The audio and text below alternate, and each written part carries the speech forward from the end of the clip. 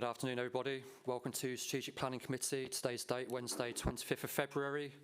The time is now 14:01. Item 1, apologies for absence and notification of substitute members. Can I ask Democratic Services Officer whether any apologies for absence have been received?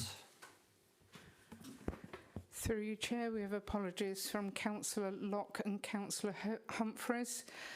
Also apologies from Councillor... Beg your pardon, I've got this a little bit of the wrong way round. We've got apologies from Anthony Locke and Councillor Bob Purser. Councillor Gaskell with Councillor Zoe Smith substituting and Adrian Cartwright substituting and Councillor Humphreys. Thank you. Item 2, declarations of interest. Do any members of the committee have any declarations of interest in any of the items under consideration at this meeting? Councillor Bignell. Yes, thank you, Chair. Having consulted with Sarah Hall, I wish to declare a non-pecuniary interest as I've been a season ticket holder at Northampton Town for 27 years. I will retain the right to speak but will not vote. Thank you. Thank you, Councillor. Item 3. Excuse me. Sorry, Councillor Keeble. Yeah, I'm a councillor for Dallington Spencer Ward. I have not had any discussions about this previously. I've been on the site visit, so I intend to take part in the meeting and vote if that's in order. Thank you. Thank you, Councillor. Anyone else? Item 3, Chair's announcements. Sorry, Chair. Are we meant to declare that we've been for a site visit? No. Thank you. Item 3, Chair's announcements. Members of the public are permitted to film, broadcast and report on the meeting, subject to the efficient running of the meeting not being affected. Only those people who have registered in line with the committee's speaking procedure may address the committee. Members of the public are requested not to call out during the committee's discussions on any item. Anybody who repeatedly disrupts the meeting may be asked to leave. All speakers will have 5 minutes in which to make their statements and are asked to remain seated after they have addressed the committee to answer any questions that the committee may have. This meeting is being webcast on the Council's corporate YouTube channel. Therefore, when speaking, please speak clearly and concisely into your microphone at all times. There are no planned fire drills, so if the alarm does sound, evacuation instructions will be given by Democratic Services. Please ensure that any devices are switched off or onto silent modes. And for the benefit of the public watching remotely, I'll now introduce the committee, starting with my furthest right. Please, Rob. Rob Burton, Major Projects Officer. Nikki Scaife, Major Projects Team Leader. Simon Ellis, Head of Development Management. Scott Packer, Chair. Diana Davis, Democratic Services. Sian Webb, Principal Planning and Highways Lawyer. Phil Donaldson, Principal Highways Development Management Engineer. Councillor Phil Bignell. Councillor Charles Manners. Councillor David Smith. Councillor Zoe Smith. Councillor Sally Keeble. Councillor Burrow, Vice Chair. Councillor Trevor Hughes. Councillor Ron Furman. Councillor Richard Pipes. Councillor Adrian Cartwright. Thank you, everyone. Agenda item number 4, 2025/2265/MAF. Lantern North West and east of Sixfield Stadium, Edgar Mobbs Way, Northampton. I will now hand over to the case officer, Rob Burton, to begin the presentation. Thank you, Chair. So, application 2025-2265 MAF. Land to the northwest and east of Sixfield Stadium, Edgar Mobbs Way. So development description is for speculative commercial development comprising flexible uses within use classes B2, B8, EG2, EG3 with ancillary office space, together with associated service roads, yard areas, parking and landscaping. Just before I get into the presentation, I just wanted to update members on an error in the committee report. That is within paragraph 2.1 relating to the heights of the units. So paragraph 2.1 refers to the heights ranging from 10 metres to 15 metres, but in actual fact they range from 9.7 to 17.7.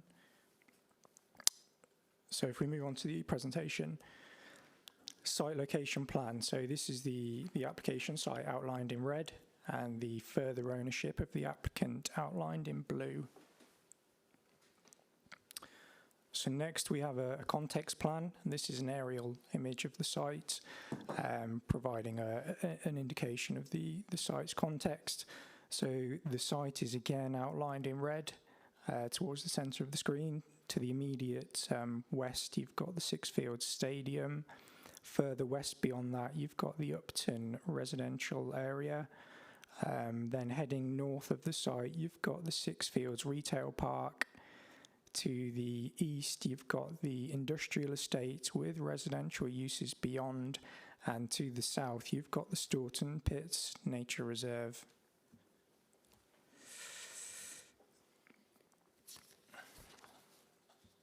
So this is an extract from the Joint Core Strategy, just to give you an indication of the policy relating to the site.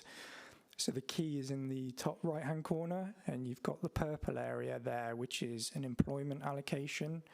And as you can see from the red line, that covers the majority of the site. Then you've got, in the green hatched area, you've got the enterprise zone, which covers the very small section which falls outside of the employment allocation, and that's that small rectangular area to the north.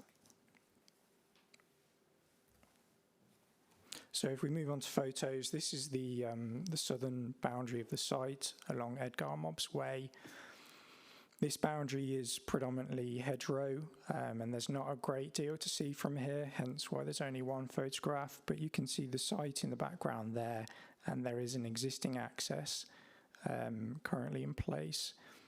To the northern part of the photograph there at the top, you can see the leisure facilities within Sixfield, and on the left-hand side of the image, you can just about see the corner of the Sixfield Stadium. So this is a photograph taken within the site. This is the southwestern corner of the site. This is the lowest part of the site, immediately next to the Sixfield Stadium, which you can see there on the left-hand side of the image. The site extends up above where you can see the sloped terrain, and beyond there, which we'll see in a moment. But you can see the Sixfields leisure complex above, and I believe that top building there you can see is the Nuffield Gym. So here's another photograph. This was taken from within the Sixfields Stadium eastern stand, looking down onto the southern part of the site. In the background there, you've got the Grade 2 listed lift tower, and then you can see the Nuffield Gym building on the top left as well.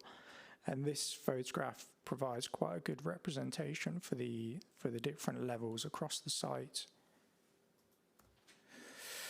So this is taken on the higher portion of the site, looking down to where the previous photographs were taken.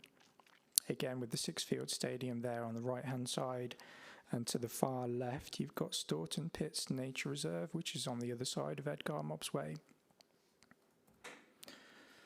So this photograph is again taken on that upper portion of the site, looking to the site's eastern part.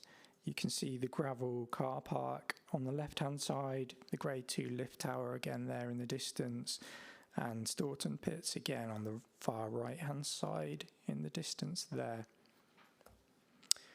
So this is another shot of the gravel parking area to the top of the site.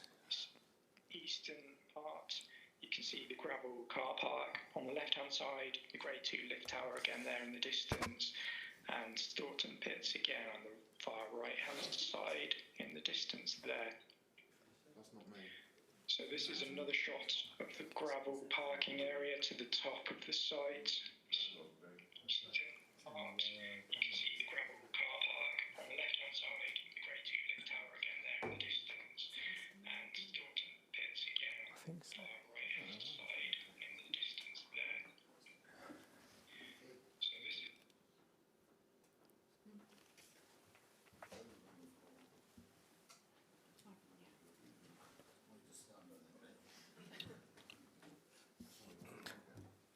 No problem. I'm not sure if is it John Morgan? Is he muted? I'm not sure. I'll continue anyway. So we've got another photo of the gravel parking area here.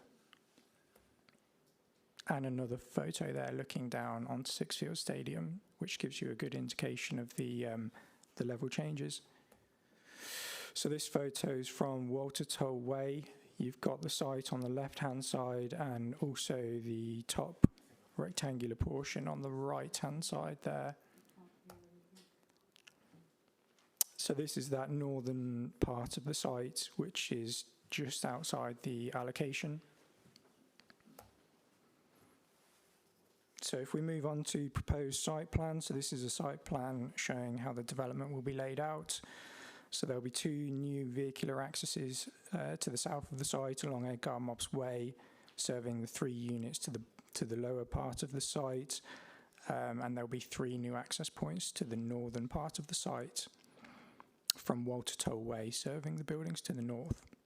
The largest unit is positioned down the southwest corner there by Sixfield Stadium. 4 further units will be positioned alongside that one, and then you have 6 units up the top. So the units along the southern part of the site, along Edgar Mobbs Way, have been set back from the highway with meaningful landscaping. In total, there will be 392 trees and 540 metres of native hedgerows. So this is a massing plan here, which gives you an indication of the massing of the units relative to their context. Elevation plans, I'll run through these fairly quickly because they are all similar in design, but you've got Unit 1 elevations there, which is the largest unit. It's been designed with a sort of ancillary office pod to the front, which creates interest and active frontages. Unit 2 elevations, these are similar to Unit 3 and of similar design to Unit 1 with the office pod. Unit 4 elevations, again fairly similar, also similar to Unit 5 with the office pod there as well. Then Units 9 to 11 and 6 to 8, smaller units, as you can see there. So section plans, we've got, so the top image there shows a view looking north from Edgar Mobbs Way. You can see units 1, 2, 3, as well as the outline of Unit 5. You can also see the, as you can see there. So section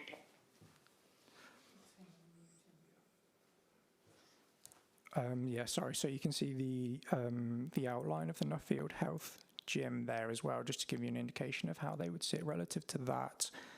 The bottom image shows a section looking east towards units 1, 4 and 6 to 11, which are positioned just behind that Nuffield Gym complex. And both of these sections give you a good idea of the levels within the site and how they will be managed. So to conclude, having considered the proposal, officers are recommending permission is granted subject to conditions and a Section 106 agreement as set out within the officer's report. Thank you. Thank you, Rob. Are there any questions from the committee, please, the officers? Councillor Manners. Thank you, Chair. Rob, can you just confirm the building heights, how they range from the 17 metres going down, please? Yeah, so we've got Unit 1 is 17.7 to ridge, Unit 2 is 15, Unit 3 is 12.7, Unit 4 is 14.6, Unit 5 is 14.6. How they range from the 17 metres going down, please? Unit 6 to 8 is 9.7 and Units 9 to 11 is also 9.7. Any other questions, please?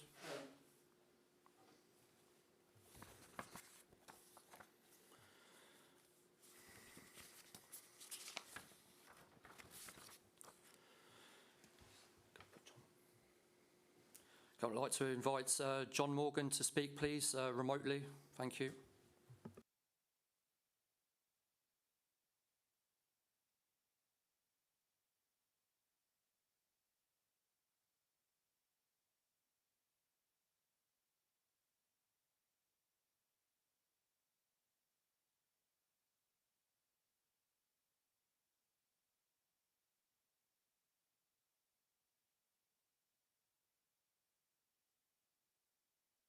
Can you hear me? Yes, we can. John, if you will. My microphone looks like it's being muted from outside. Can you unmute it, please?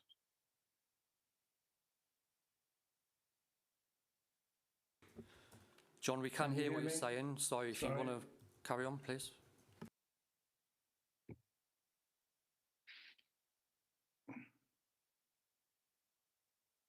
Hello?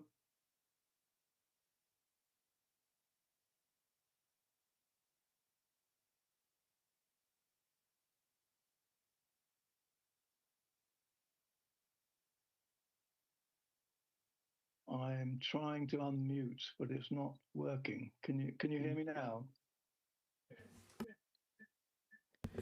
Sorry, Mr. Morgan, can you hear us? I can hear you. Can you hear me? We can hear you fine, but I need to unmute my microphone. Okay, shall I start speaking? Yes, please. So, good afternoon, ladies and gentlemen. My name's John Morgan, and I'm speaking on behalf of the Northampton Town Supporters Trust. We object to this application. Of particular concern is the loss of the running track lease land, which land was in the original footprint of clubland and used for many years as an athletics track and football pitch. Sixfield Stadium was rightly called a community stadium, but no longer can be considered one. The community facilities behind the East Stand were deliberately allowed to, by past and present owners, deliberately allowed to lapse into disuse, so that renewal of the asset of community value registration in 2024 was declined by the council for that area of land behind the East Stand. This is not, we submit, for the benefit of the football club, its supporters, or the community of Northampton. The largest of 11 warehouses will be built on the running track lease land. Pardon me. It will be 157,000 square feet and stand 30 feet high. All that will be left of the club is a narrow strip of land immediately behind the East Stand, providing 100 car parking spaces. This represents a significant depletion of club assets. The internal boundaries of this land have been redrawn by the owners. The running track lease land could and should be used for a much better purpose, and one from which the community of Northampton benefits. The previous administration of this council should have protected this land, but has failed to do so. The club chairman says that support of the council's planners for the application is, quotes, wonderful news. We disagree. Planning permission will be great news for the owners, but the owners have continually and deliberately failed to explain exactly how it is great news for the club and its supporters. In the absence of answers to questions, the only safe conclusion is that the proceeds of the development for you will go wholly or mainly to the club's owners alone, whose financial commitment to the football club has been made only by loans repayable on demand. The current internal shareholder indebtedness is estimated by us to be about 20 or 21 million pounds. That's at today's date, so the latest accounts do not show that. When the club was brought for £1, the 10.25 million debt owing to the council was written off. Messrs. Bauer and Thomas acquired the club almost debt-free. The level of debt accrued since 2015 and accruing is of the owner's own making. Thanks to this council's ineptness, Messrs. Bauer and Thomas were able to buy County Developments Northampton Limited and its leases cheaply in 2017. In 2024, the freehold titles to 21 acres of land were sold for £2 million only. Only, I say, because we've been provided with copies of offers made in 2019 by two reputable developers for the same land of offers of 19 million and 20.5 million. Dealing with this council has provided the club's distant owners with a golden opportunity. They have got all they asked for. But what about a lasting benefit to Northampton's community rather than offshore non-residents who are rarely in Northampton and are non-resident for UK tax purposes? Now, does Northampton really need 11 warehouses on this land close to the town centre? Is there the demand? And with the impact of artificial intelligence, will the forecast for the jobs created materialise? Also, are low-grade warehouse jobs what is required locally? What faces us at Sixfield Stadium is that it'll be a small stadium situated on the western edge of a congested light industrial zone. Where is the community in the ethos? It appears it's been allowed to evaporate due to council indifference. With the football club's owners' acquisition of long leases, they have been able to place themselves in a very strong negotiating position with this council throughout. Now, car parking is a major... So your 5 minutes is up. And I think due to time constraints... Could you wind up, please? And leave it to the representatives of local residents to share, but we share their concerns. The Claret car park solution is not a good or acceptable solution. The Trust is aware of a proposal to build modular homes on half of that land, so reducing car parking there to maybe 400 vehicles. If the football club finds itself playing at a higher level, supply will not meet demand. The agreement between the council and the football club provides no security of tenure and no car parking revenue to the club. What happens if a future administration... Sorry, could you wind up, please, now? Your 5 minutes is up. To sell this land for commercial development or develop it themselves. The planning application is not in the best interests of Northampton residents.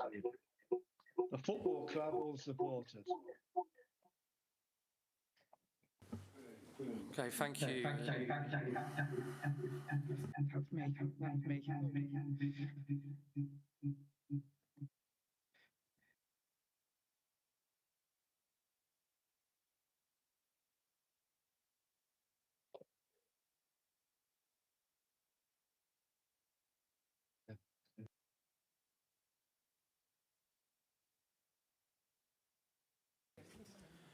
Okay, do you have any questions from committee, please? Sorry, have I been cut off, as it were?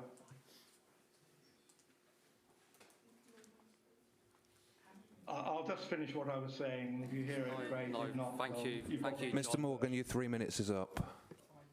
I said the 5 minutes, beg your pardon. application is not in the best interest of Northampton residents, the football club itself, or supporters. It's very much in the interest of the club's owners personally. Indications are that they will depart soon after the internal... Mr Morgan, your 5 minutes is up.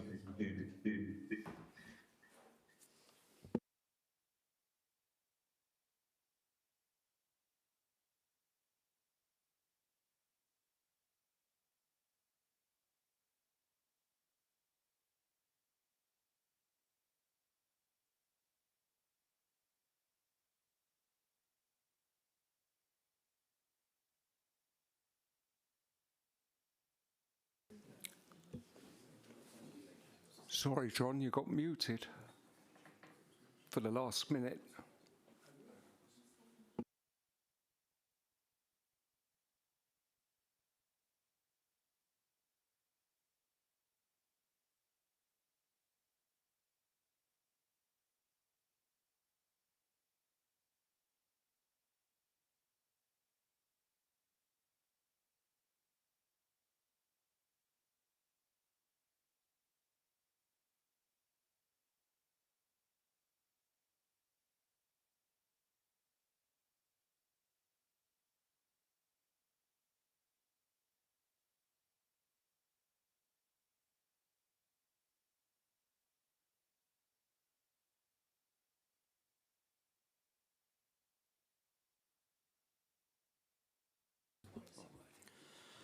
Right, can we invite Mark Watson, please, to the speakers' table, please?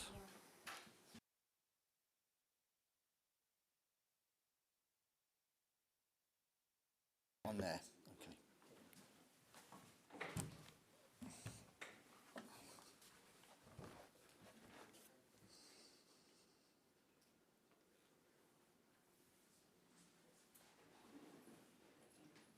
Okay. Okay. Right, so good afternoon, Chair, members of the Strategic Planning Committee, officers and fellow speakers. Thank you for the opportunity to speak on behalf of Upton Parish Council.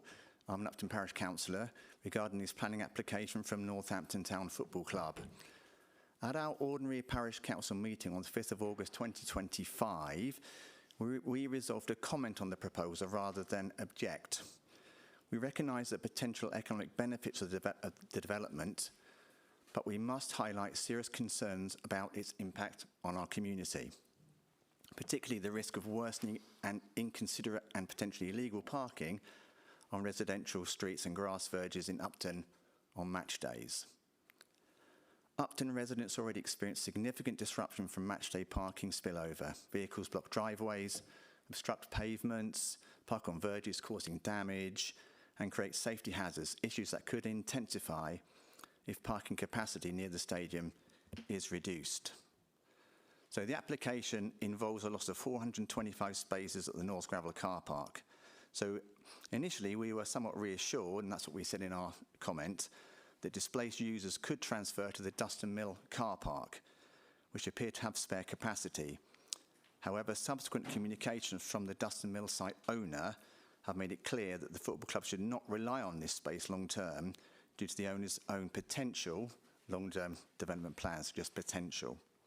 Compounding this, it seems several hundred spaces will likely be lost at the Claret car park on Edgar Mobbs Way because of temporary accommodation arrangements recently approved. Taken together, these reductions create real uncertainty about future match day parking provision. Without robust safeguards, pressure will inevitably fall on nearby residential areas like Upton, which are simply not designed or suitable for large volumes of event parking. We also note the local highway authority's response dated 22nd of July 2025 from J Conway, which concluded that key junctions are already at or near capacity. The development is likely to exacerbate congestion, leading to delays and safety concerns, especially for Upton residents exiting onto the A5076 Upton Way from Telford Way and High Street. We fully agree with the LHA that the applicant should submit, if they've not already done so, and agree a comprehensive policy-compliant transport assessment before any approval. Now, signage. Moving on to signage. Signage is another critical gap. While tourist signs guide supporters to the stadium area, they are absent or inadequate at key junctions like the Dustin Mill roundabout. They direct traffic towards the front of the stadium, where parking is limited to VIPs, staff and blue badge holders, rather than to the general parking areas. Supporters often rely on sat-nav or club websites, but DFT guidance recommends clear tourist signage leading directly to parking facilities, not just the venue. Current temporary A-frame signs on match days are often low, hard to spot and insufficient, particularly distinguishing between football and rugby supporters, not just the football club here. The proposed development may further alter parking layouts, making updated permanent signage even more essential. Upton Parish Council has already carried out its own signage analysis with recommendations for changes. This has been sent to W&C Highways last year. If the committee is minded to approve this application, Upton Parish Council respectfully requests that strong planning conditions be imposed to protect our residents. These should include a requirement for the football club to negotiate and use its best endeavours to secure replacement parking capacity, whether through formal agreements with Dustin Mill or other sites, or other measures to offset the net loss of spaces and prevent spillover into residential areas. Development and implementation of a bespoke match day traffic management strategy, including electronic or improved signage on trunk roads directing supporters to official car parks. Additional physical measures such as barriers to protect verges, temporary event signage in Upton, prohibiting matchday parking, and as a last resort, because we don't really want to do this, enforcement of event matchday parking restrictions. And finally, a strategic review of directional and parking signage across the area, undertaken by West Northampton Council in collaboration with Upton Parish Council and the football and rugby clubs, to ensure clear, unambiguous guidance to all official parking locations. These measures would help mitigate the transport and parking impacts, align with policy expectations, and help safeguard residential amenity in Upton. In summary, we are not opposed to the club's ambitions, but we urge the committee to prioritise resident safety and quality of life by attaching robust enforceable conditions. Thank you for your attention. Happy to answer any questions. Thank you, Mark. Any questions from committee, please?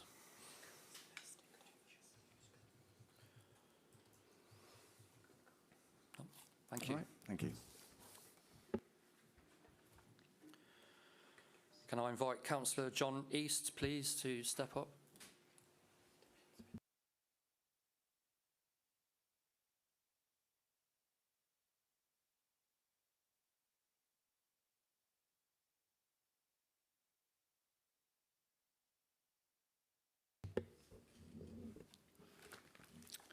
Good afternoon, committee. I am here formally to object to the proposed development of the land north of Edgar Mobbs Way.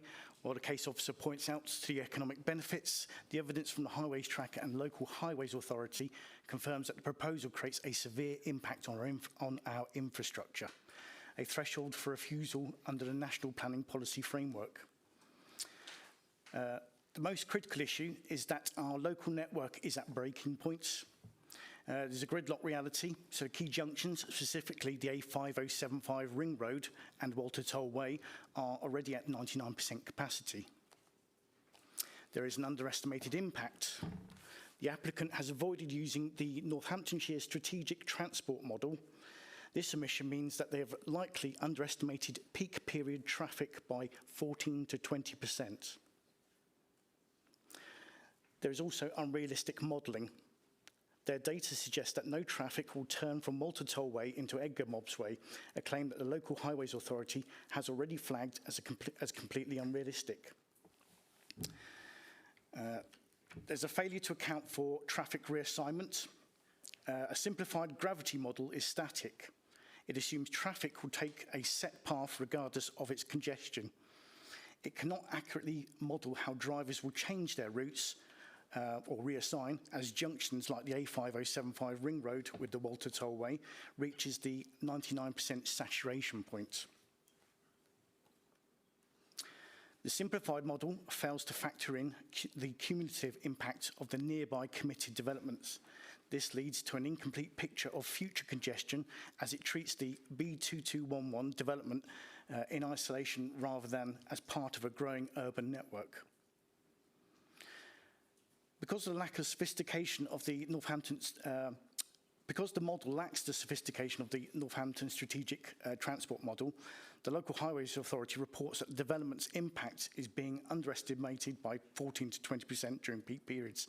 This discrepancy is critical when junctions are already operating at or beyond practical capacity. The simplified approach has resulted in distributed patterns that the Council describes as lacking realism. Specifically, the model shows zero traffic turning into Edgar Mobbs Way from Walter Toll Way, as the outcome from the Local Highways Authority identifies as fundamentally flawed based on site's actual strategy. The use of less rigorous models creates a blind spot regarding the network's breaking points. If the model's optimistic predictions are wrong, the surrounding road network will be unable to cope with the excess volumes, leading to total gridlock. There is also a risk of a parking overspill.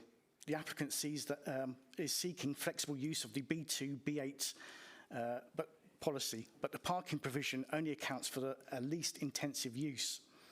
Therefore, there's a shortfall. Under general industrial B2 scenario, there is a confirmed shortfall of 44 parking spaces. The impact, because the parking cannot be shared efficiently between separate units, this deficit will inevitably spill over onto Edgar Mobbs Way and into nearby residential streets. Conflict with the stadium. This overspill risks obstructing the primary access for the Northampton Town Football Club and Northampton Saints matchday traffic, creating a safety hazard and harming local amenity. Furthermore, there is a failure of sustainable transport. The applicant is reliant on a travel plan to justify lower traffic figures, yet the plan lacks substance. The Highways Tracker points out that the transport assessment associated with the travel plan underestimates development impacts by 14 to 20% in peak periods. There is a reduction in predicted traffic by 20% based on hopes for sustainable travel. However, if these targets aren't met, the 99 saturated network will fail entirely. There is no secured mitigation package for bus services, nor any record of successful consultation with West Northants Council Bus and Rail.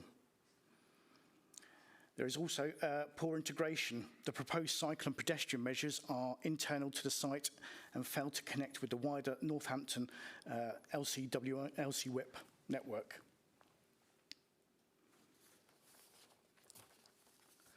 In conclusion, the development fails to meet the MPPF paragraph 112 regarding sustainable transport and breaches the WNC parking SPD. We cannot accept a development that knowingly underestimates its traffic impact by 20% while our junctions are already at total saturation. I urge the committee to refuse the application until a robust modelling and realistic parking management strategy are provided. Thank you, Councillor. Any questions from committee, please? Councillor Pipes. Can you confirm, so every match day, is there always overspill into the local area? As far as I'm aware, the availability of the parking area only accounts for approximately half the capacity, and as I understand it, Duster Mills, owned by Mr Prentice, normally caters for the remaining overspill. As remarked by the Upton Parish Councillor, Mr Prentice is no longer providing any overspill parking. And with the removal of the parking for the proposed development, this means that there's obviously a lacking of parking for match day. Right. So when the top bit we're talking about on Walton Hall Way, when that goes, then we've got parking issues? Yes. Right. Councillor Furman. Thank you, Chair.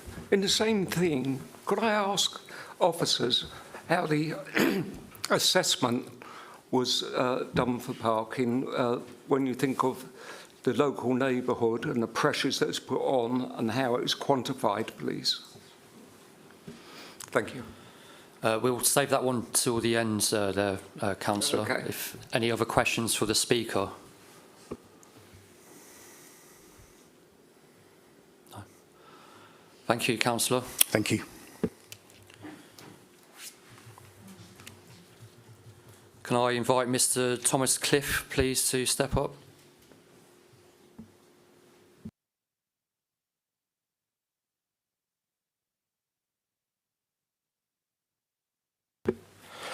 So thank you for allowing me time to talk today on behalf of the supporters of Northampton Town Football Club.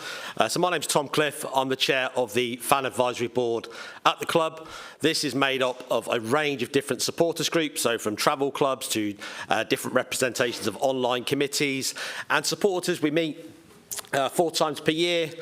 I engage with supporters every match day, every day of the week via social media to gain their views. And whilst I can't say I speak for every single supporter of Northampton Town Football Club, that would be a lie. We speak to lots of different people and there is overwhelming support for this application. When we look at what's happened in football in general, I've only got 5 minutes, I will stick to my 5 minutes. But actually, when you look at the developments that have happened elsewhere, enabling developments, the stands haven't been built. The land has been sold and then the stand's been built. What we've seen at Northampton Town Football Club is the implementation of the award-winning now East Stand, which is open and running.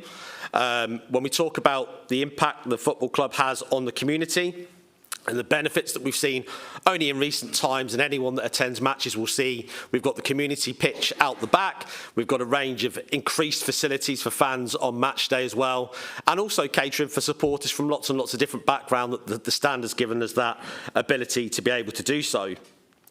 I think when we look at the impact of development and kind of support, the sustainability of the football club for fans. We want our club to be in here in 10, 15, 20 years. When we look from a stadium point of view, the footprint of the stand, I was a supporter of the days back in the county ground when you could say we probably didn't have space to expand. When you look now at the footprint of the ground, there's a huge opportunity, should the club hopefully reach the higher levels of the Football League, to expand on the footprint that we already have. And again, we're constantly working and talking to supporters about different ways of engaging on match day experiences. We've had kind of things running this year of getting supporters to the ground in different ways and how we engage with that local community, because the football club sits at the very, very heart of that. And I think, again, like I say, I'm not honest. I don't say I speak on behalf of every single supporter, but the vast majority of supporters are looking, forward to this being accepted as it's been approved, and actually being able to see the club move forward, because the investment in the club, both on and off the field, has been significant in the previous years. And when you talk to supporters and actually looking at their engagement and how they work with it, I think that is going to be absolutely key moving forward. When we look at kind of people talk about the impact of it on the local area, someone that has previously lived in Upton myself and been in Northampton all my life, actually, we're talking about the football ground that was there. On the match day, we know, we monitor, we have statistics of when car parks are full and not used, and actually we've not been at the capacity for those car parks. So yes, we're always looking at ways of kind of working with that, but I think we've actually got to look at the fact that, as a club, we are a huge asset to the community, and this development is crucial to making sure we have a football club moving forward that we can actually not only survive but thrive, and as we do, represent the town week in, week out across the country, and hopefully lots more success to come with that. And again, when you talk about football supporters, I'm obviously not happy with the results at the moment on the pitch, and that might sway people's kind of views with that. But we've been having these conversations with supporters for past weeks, months and years. And I should mention there, as I say, that includes a wide variety of the different supporters groups. The Supporters Trust isn't actually part of that conversation at the moment. When we were part of the kind of formation of the Fan Advisory Board, there were actually a rival bidder working with another kind of organisation there, so weren't part of that discussion.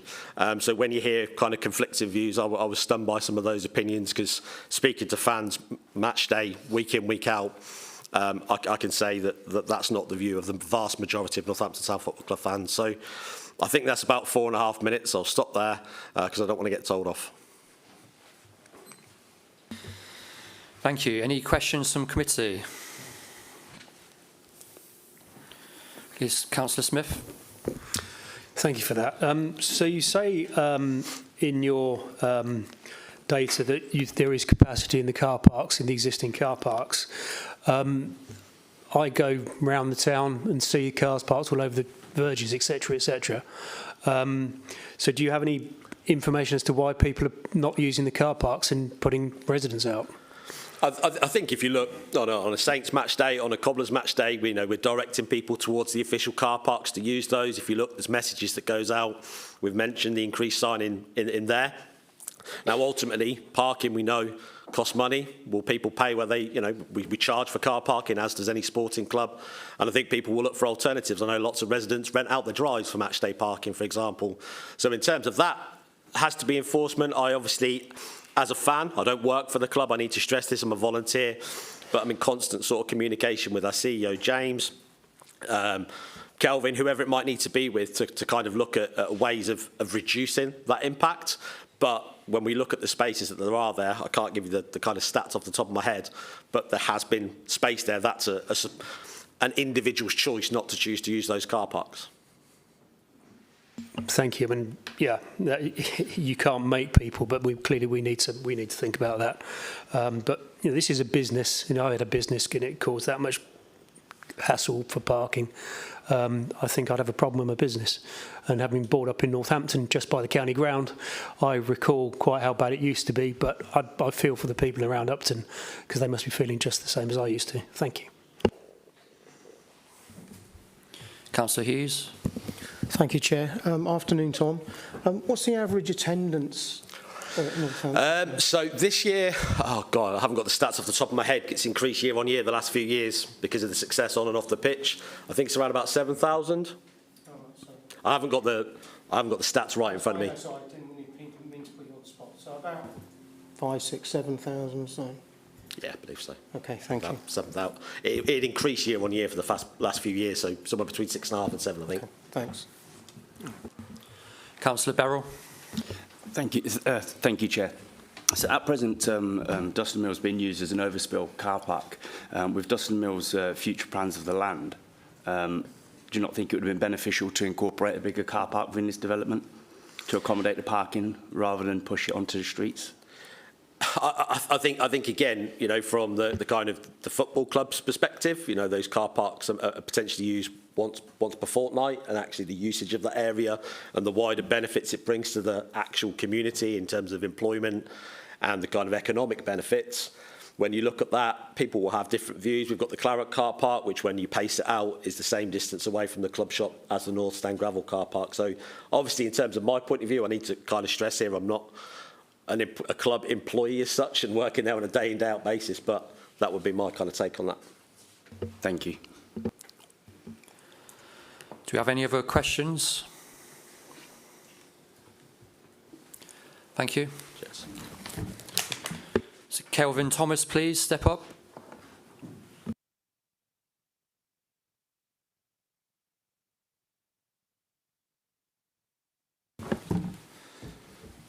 Thank you, everybody. Thank you for having us and considering this application. I think it's probably good. I've got a few things to say, but it's probably good that I talk about the parking because it's obviously the main issue of the and correct a little bit of, you know, what we've got, what we've already got, and asking Tom, and poor old Tom gets put up there and he doesn't know those sort of answers. But in terms of the parking, we're not losing parking, we're moving parking.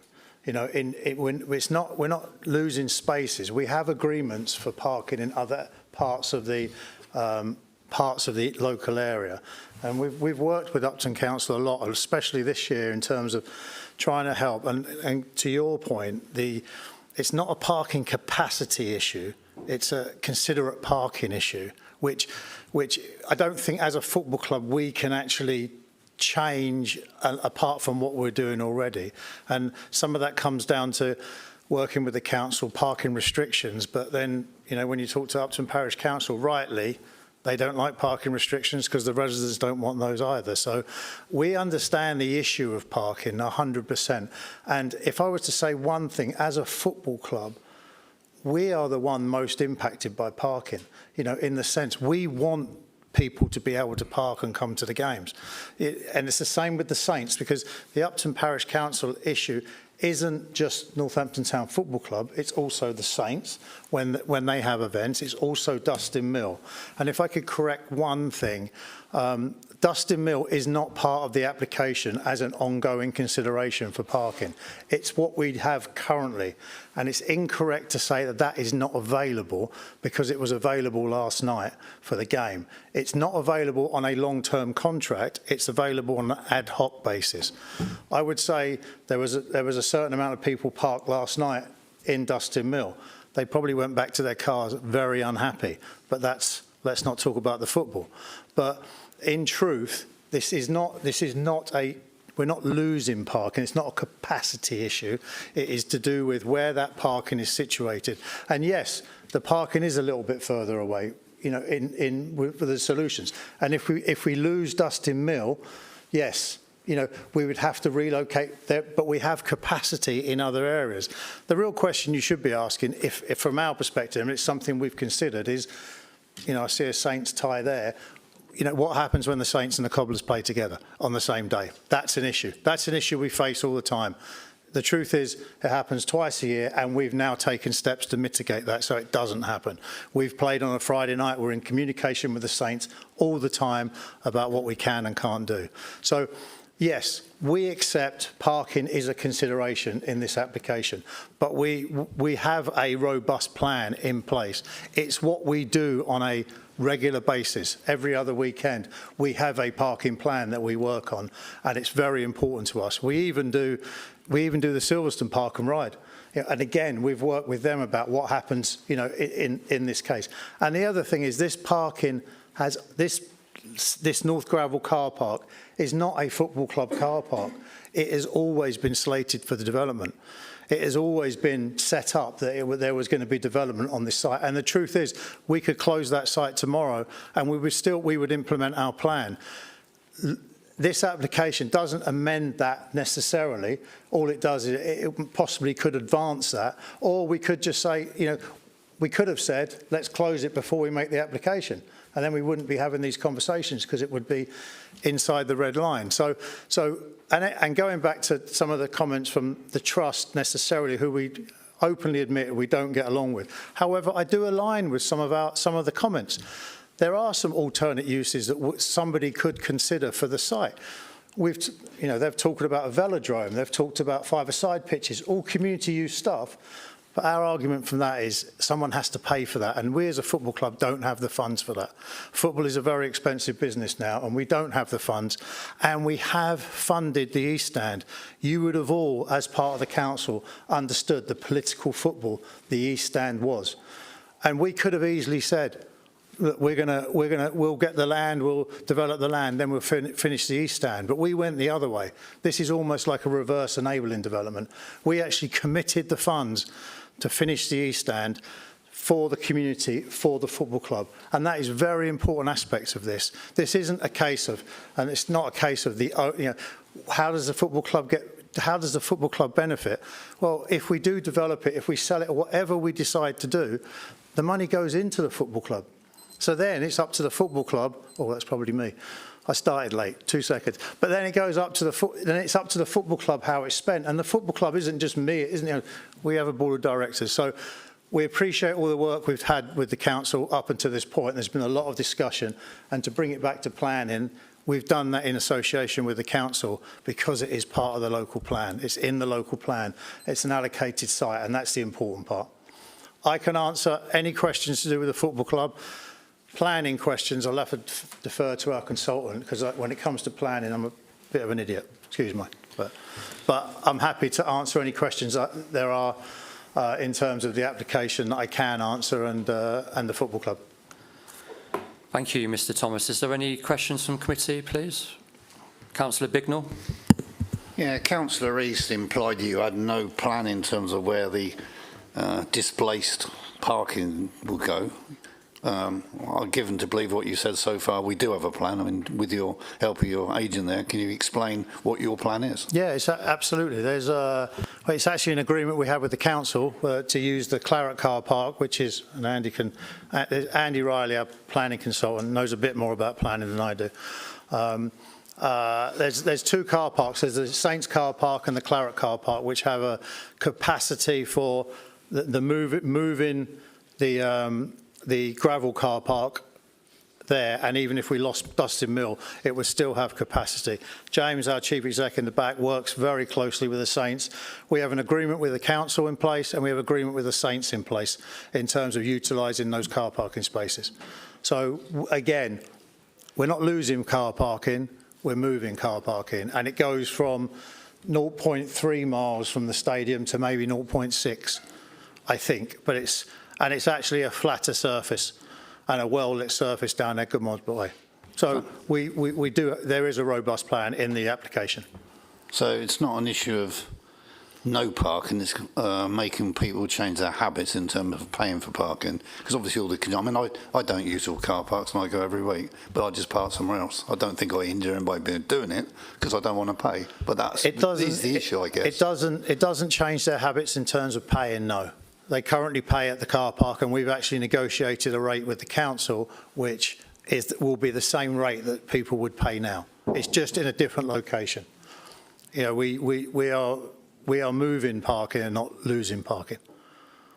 Because to be fair, that the Northampton Town Football Club are in a better position currently than a lot of clubs. I mean, I go to lots of clubs and go there, and you have to park miles away from things. Not many grounds actually have parking around them, apart from VIPs and such around, and handicapped people and things like that.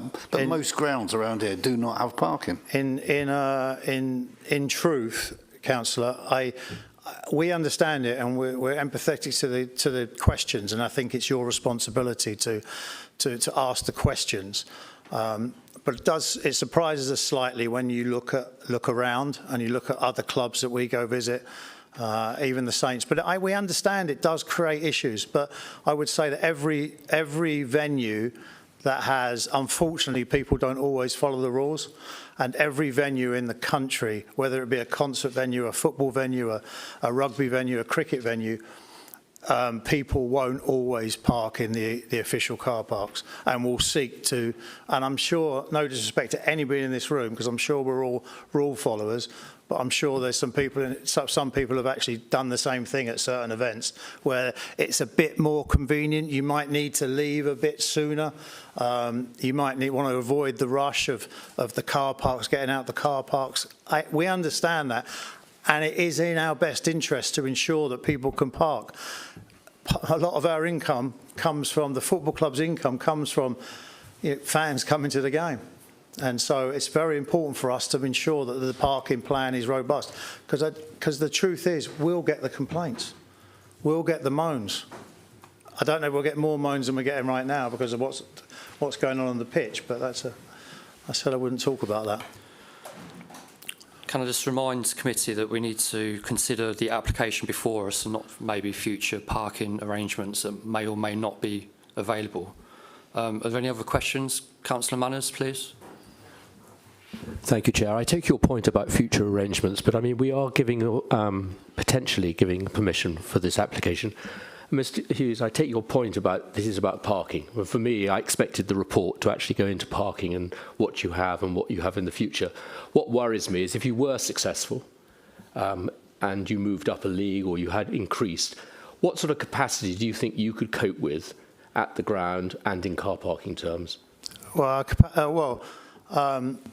So I'm not sure future. Keep it straight to this application. Well, it is. Only. Well, I understand. It's all about parking. This is all about parking for me. I mean, the principle of development is fine, but where there is parking, and for our highways department to sort of simply put a line saying they have no issues, I find quite incredible, actually.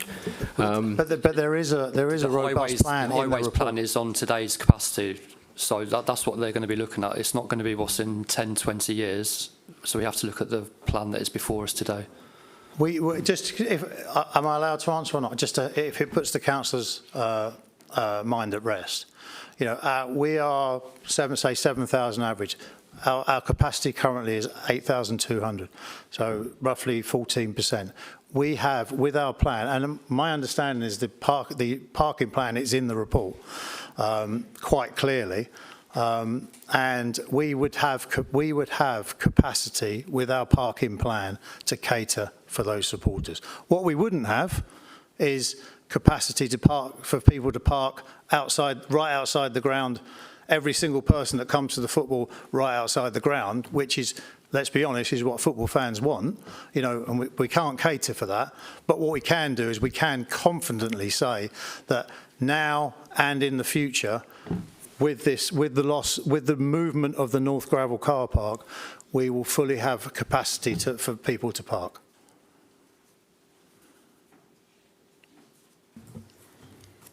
Any other questions from committee? Councillor Furman. Thank you, and thank you, Speaker. Well done. I just wanted to ask, has it been taken into account any conflicts from warehouse operations to match days? Yeah, I would say that's in the report, and Andy probably could answer that a bit better. But yeah, I think it's been taken into consideration, not just once they're built, but also during the construction phase. I think there's some wording in there in terms of timings that and I think we avoid match days, etc., which we would want to do anyway. I think the. Do you want to say something there, Andy? Because don't mind. Thanks for the opportunity, ladies and gentlemen. The transport statement that was provided, we had lengthy discussions with your highways officers and national highways as well, utilising the new model, which covers all the information. So it not only deals with the current position, it deals with the future position of once these units are taken and occupied. So it does cover those scenarios, and your officers have confirmed that it's satisfied the model, and national highways have said it's not an issue. Yeah. Okay, thank you. Do you have any other questions from committee, please? No. Thank you, guys. Thank you very much.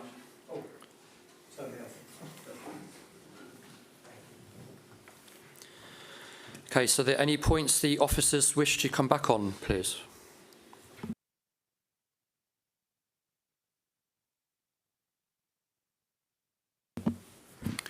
Thank you, Chair. Just a point of clarification on the transport modelling side of things, because there's been a bit of inconsistent information from speakers to this point. So just to confirm that with the application when it first came in, we did review the transport assessment that was submitted with it. That did not incorporate strategic modelling. So that was the basis of our initial response back to the applicant. So in the months that have followed, we've gone through an extensive process with the applicant's transport consultant. They've undertaken strategic transport modelling with the NSTM. So that's been carried out over a number of months and was concluded quite recently, and that forms the basis of our final recommendation to the Planning Authority. So we're more than happy that the application has been robustly assessed. It's been assessed to a future year scenario that includes all committed development and background growth in traffic.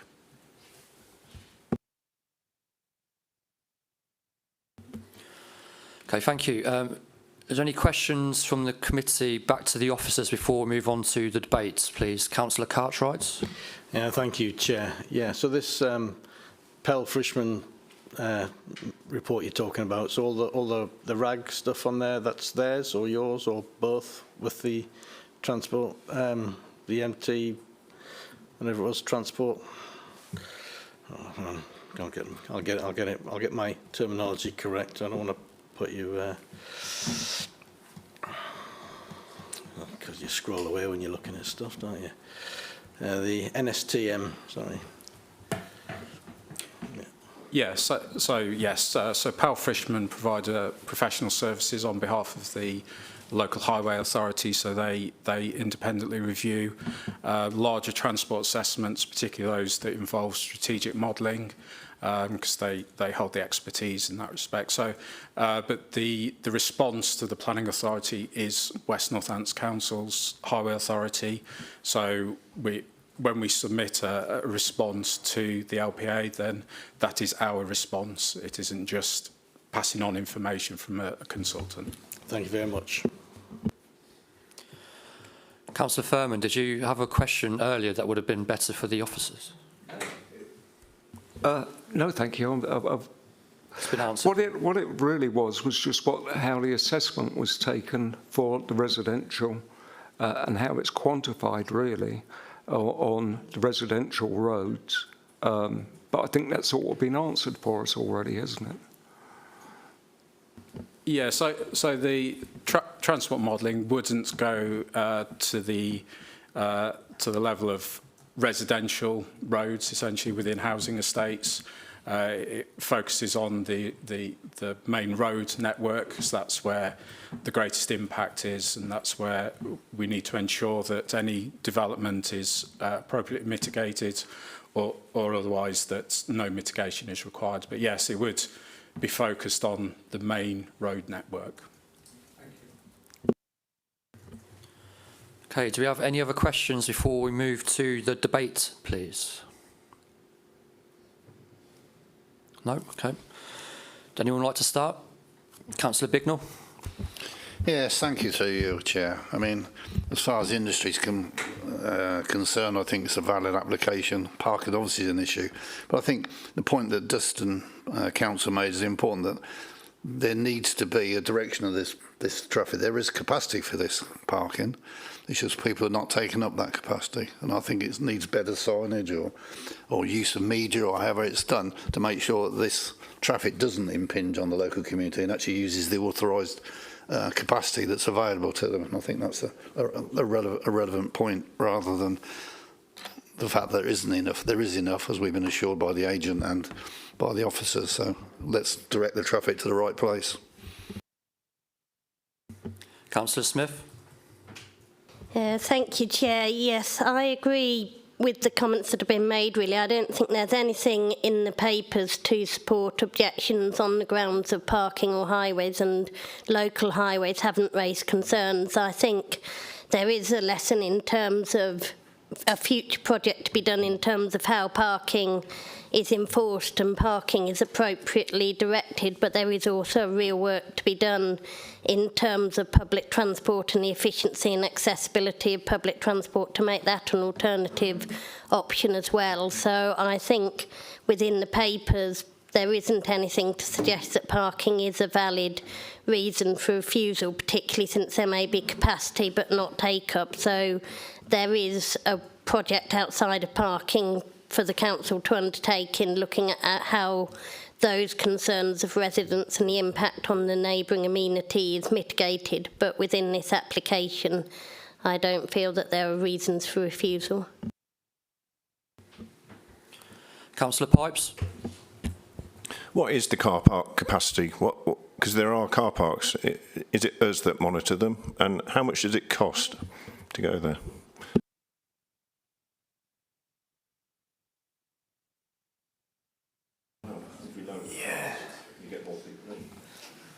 Are you referring to Claret Car Park? Any of them that we use. The purpose of the reason I'm saying, if they're not full capacity, if it's in our gift to lower the price, who gets the money for the car parking? Is it us, I assume?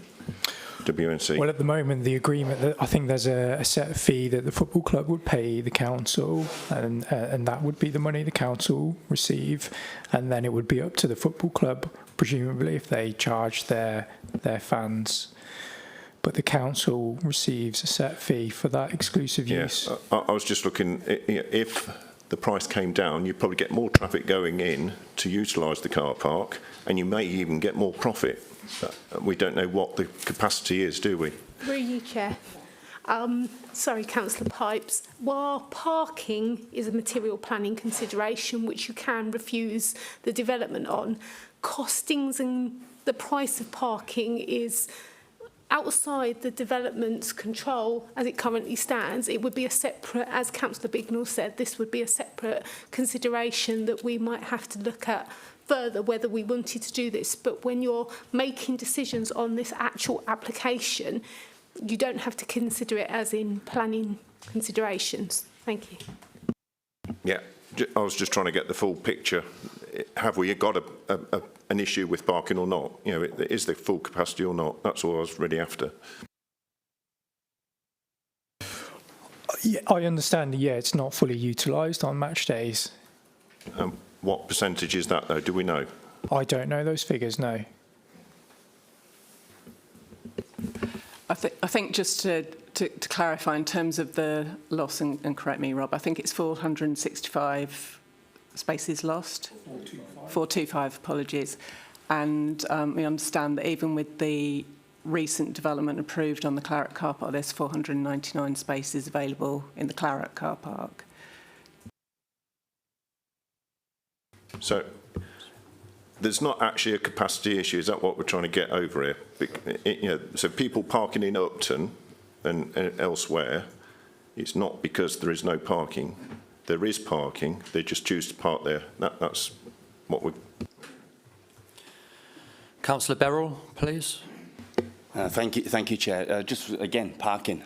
It's a very big issue for me. At present, they do park on Dustin Mill. I know that there are bigger developments. They will only if they close Dustin Mill for whatever reason. It will push parking into local residents, that's without fail. And that's the reason at present why the car parks are not at full capacity at present, because they are using Dustin Mill. It's as simple as that. Thank you. Councillor Keeble.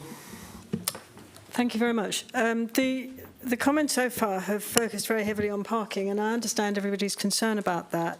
I mean, I would have expected there to be some level of self-sufficiency for this for Sixfield, you know, for its own parking, because obviously other things might happen to the Claret car park. There was already some of it being put up for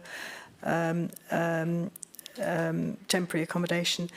The thing that concerns me is that we haven't looked at the other aspect of this development, which also are relevant for planning application. One is about loss of amenity, the scale of development. It is a massive development. It's a speculative one, and it makes it clear at the beginning of the application that it's a speculative application.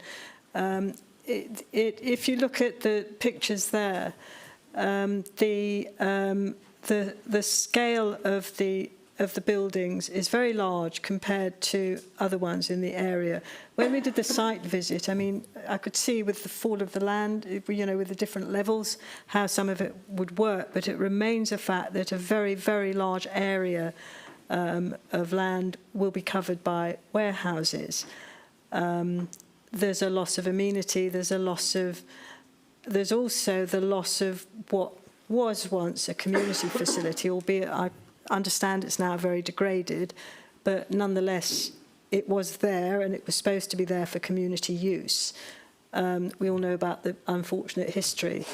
I had understood that the development of the East Stand was part of the original agreement, that the development would be done as part of the agreement, you know, with the football club some time ago. My concern is really about the impact on the surrounding area, the loss of amenity to the community, and the compatibility of such a very, very large warehouse development with what is essentially, I'm not a massive user of the football club, but I do use the different facilities at Sixfields sometimes. It is quite a mixed and quite a potentially attractive leisure area, and I'm concerned about the impact of this development on that. So for that reason, I would, having considered it very carefully, I have to say, I would tend to vote against it. Any other? Councillor Cartwright, please. Thank you, Chair. Yeah. Yeah, looking at you see a 17-metre massive development, but if you remember from where the size of those stands and next to it, it's going to blend in. It's going to be the same size pretty much, and then that's, you know, you look at a map and it looks flat, but that's a great big slope up that steep hill. So you're not, it's not going to be imposing on the skyline or anything. So I think it's quite sympathetically done. Would be my view on it. Thank you. Councillor Bignell. Yeah, and we've got to remember this is part of an enterprise zone for employment. You know, what else are you going to put there? I mean, it was considered housing once upon a time, but the land's not suitable, and it's not in the housing allocation. It's in the local plan. It's in the emerging Reg 18 plan that we'll talk about in a moment. It's there as an enterprise zone for employment. What else are you not going to put more McDonald's or cinemas up there? I mean, that's an industry you want to invest money in at the moment. It's just wasted money. So it would seem logical that that's what we would have on this site, and that's what it was always designated as. Councillor Smith. I think, well, Councillor Bignell said it, it's an allocated site. I mean, the history of this site was it used to be the town tip many years ago. There clearly is an issue around parking, concerns with parking, but I think that's a different issue. But I think we need to engage as a council with the club further on that. But you know, this is an application. I can't see any planning reasons that you could turn it down. So I would actually propose that we go with officers' advice and approve the application. Is that an official proposal, Councillor Smith? Yes, it is. To accept the officers' recommendations in full? Okay, do we have a seconder? Okay, Councillor Cartwright. Before we move on, Councillor Beryl did want to add in, so can we... Thank you. Councillor Bignell, I agree that the land is perfect for development. All I'm trying to say is I'd like to have seen a bit more allocated parking for the stadium. If they allocated a couple of slots, maybe 250 or 300 car parking spots to the side, then it would have got the green light from me. I would have been happy to approve, because I agree that the land is perfect for development. I just would have liked to have seen a bit more parking, that's all.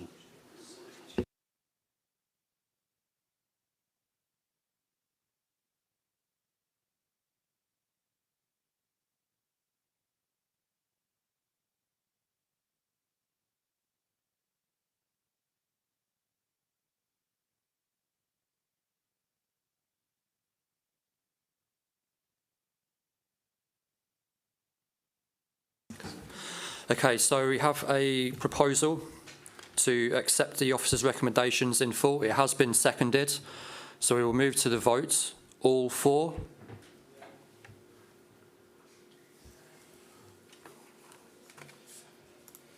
All against?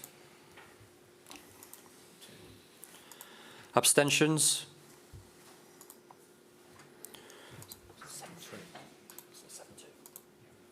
Okay, so the proposal to accept officers' recommendations in full has passed 7-3 with 1 abstention. Thank you very much, everybody. Item 5, urgent business. There are no items of urgent business and therefore now close the meeting at 15:18. Thank you very much.